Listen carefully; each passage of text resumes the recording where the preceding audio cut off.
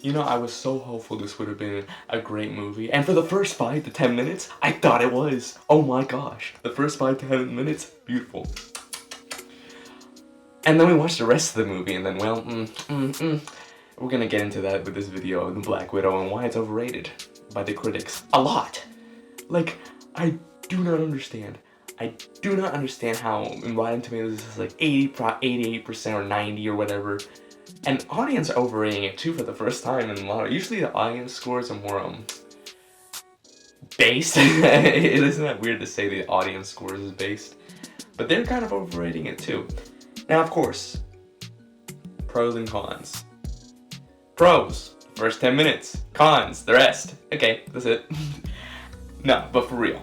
Now, Black Widow is from the Marvel universe, and she's an Avenger. And this is kind of after they're kind of trying to find the Avengers in Hunnan. They mention other Avengers that they're trying to find. But this story is about basically Black Widow, her, Natasha Romanoff. Now, the thing with this plot is that it never moves. It's stagnant. It literally moves every 10 minutes of plot. Feels like the story has progressed literally one frame.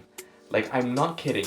Like, it feels like they can talk so much. They talk so much in this film. Oh my gosh, it's like a sit-down documentary. And then literally I'm like, wait a minute, the plot has progressed like nothing. Nothing. And it's just funny to see like how the critics will just lavish and rave this movie, but it's like there are a lot of issues with it, and I don't understand. I don't understand how having mostly women in a movie removes the movie from criticism. Like, yes, but you can see that most of the cast is women.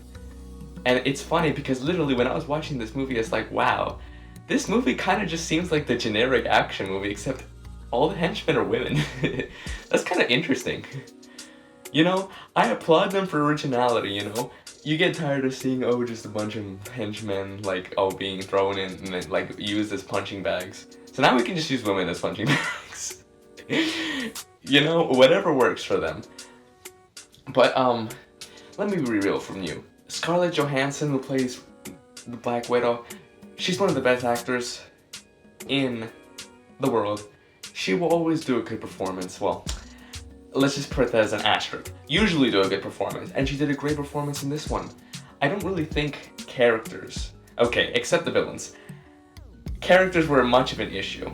Like I said, the first 5 to 10 minutes was set up so perfect. It was set up beautifully for a movie. And then they just didn't move it at all. They didn't progress. And obviously, they moved the story along because otherwise the movie wouldn't move. But you just really sit yourself standing there and it's like, wow, nothing has happened. Like, honestly, in this movie, the villains were made really weakly. The first villain that was portrayed that Black Widow has to fight, wow, it was like, it ripped off, it felt like a rip-off from another movie. I'm not gonna lie. Even though it's not. It's not. It just did. The villain had no personality. It was basic, oh, I'm a destroyer villain. And then it was like, you know, it's funny because you know it was a woman. Even though you can't see them, like, you can just tell because everyone else is a woman in this movie. And just whatever. I like a good evil villainess. But not one literally that is boring as this one. She gets some character because another character explains the backstory. Which helps, I'm gonna give you, that was one of the better plot points.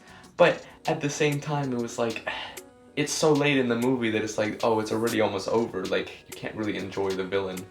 And the villain doesn't even appear that much. The directors were like, oh, we don't know what to do with this part. Let's just throw her in there to cause some chaos. It's like, But no, you have to understand, the dialogue was done well. It was just, it didn't move. It just felt like they were having, like, I don't know, family reunions and get-togethers, like, where you just talk small talk. And it was like, there was no real plot. I really couldn't tell you. It's like, okay, they wanted to free the widows, but at the same time, the whole time was just fighting about family. And I understand one of the family members was the widow, but it's just, you can't understand unless you see it. Like, I'm not saying it's a bad movie. Don't take that from this. I think it's worth a watch. I just don't think it's as good as the critics say, and it's not even... Okay, maybe it's a little bit bad. It's a little bit bad. But it has some great shining moments. First 5 to 10 minutes, then just turn it off. Because that's the best part of the movie, I promise you. But also, you know, since it's Marvel, they always have the huge movie budget. I mentioned this from the Tomorrow War, which wasn't a Marvel movie, but Hollywood movies with the huge, but you see all the explosions, falling planes, like, it's always gonna be, like, good cinematics. Like, they have the money for it, they're gonna be able to. If they mess it up with all that money, then they're really dumb. So, I appreciate the cinematography and the non-villain characters. The dialogue was too slow, and, you know, the movie just doesn't move. And the reason I can't even say that much about the plot is because there isn't much to say about the plot. I literally told you everything. They're trying to free the widows, and that's it. They have family problems. That's the plot. And it's real. Watch it and see, and then tell me if I'm wrong. But leave a comment if you think I'm wrong.